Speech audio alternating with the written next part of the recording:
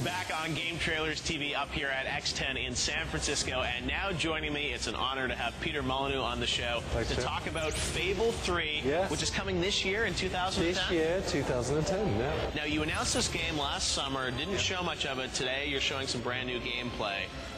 Tell me about, Fable III. It's a different story, and the game is separated into two parts, right? It is. It's separated into two parts. The first part is, very conventional story.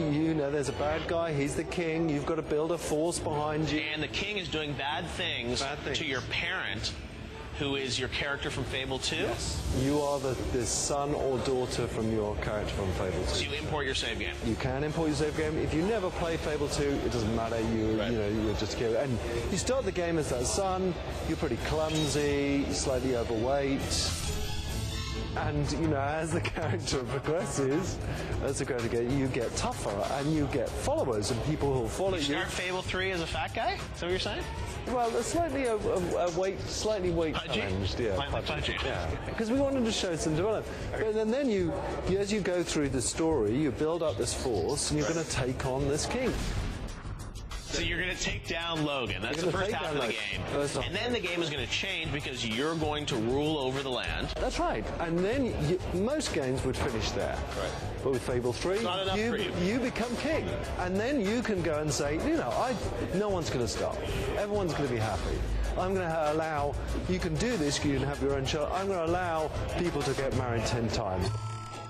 Now, I know a lot of people online are speculating about what's going to happen to the world of Fable, because in the See the Future DLC, there was talk of this land called Aurora. Yes. Is that going to be a new land that you go to in Fable 3? So, Albion that you think of is just one section of the entire world. It's, in fact, Albion that you've seen before is more like kind of Europe. Yep. Now, Albion, the world of Albion is much, much bigger than that, and there are other continents. Okay. And in Fable 3, you will be seeing and glimpsing other continents. I'm not going to tell you what happens with that, but, well, I know someone else is going to attack you at one point in the game, right? A different continent or a different there is a challenge from a overseas continent, yeah. Right. So you don't actually go to that continent, but they challenge you? No, you are going to go to Aurora. Okay. And that's another continent. But I'm going to be very careful because I don't want to spoil the story. Natal support, that's something that you've talked about, that Fable 3 will support Project Natal. Can you explain sort of how that's going to work?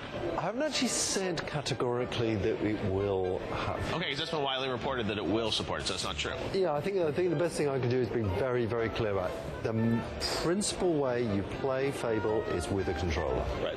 Okay, full stop. Yep. You cannot throw your controller away to play Fable. Well, there could be elements where you might be able to somehow... There could be elements. Well, we can't wait to play Fable 3, Peter. And also, I should ask you, Milo, which you showed at E3 last year, you're not talking about that today, but that's still in production. You're still working on that? I'm not talking about that today. Are we going to see Milo again, though? I hope so.